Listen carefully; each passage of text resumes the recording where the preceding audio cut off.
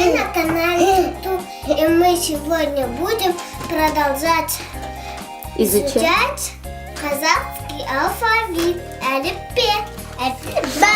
Видеодан әріптерді өткенбіз. Кәне, қайталайықшы.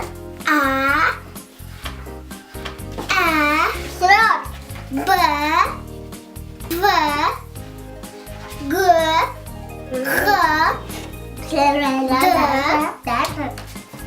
Е, З, И, К, К,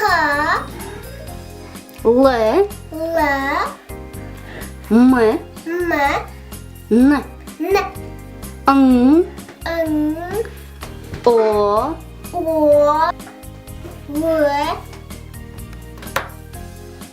П, Р, С, Т. Міне балалар, осы әріптерді өткенбіз.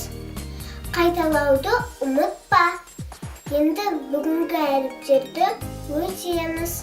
У әріпі, У әріпі, уық, уық, ұшақ, үтік, телефон, тамақ, хат, гаухар. Бұл әріп әріптердің ортасында болады. сөздердің ортасында пайдаланады. Яғни сөздің басында бұл әріп ешқашанда пайдаланбайды. Тек қана сөздердің орталарында пайдаланады. Тағы да қайталап өтейік. У, уық, Уық, О, ұшақ, ұшақ, үтік, үтік, Ф, Ф, телефон, телефон, Х, Х, хат, хат, тағы Х, Х, гаухар. гаухар.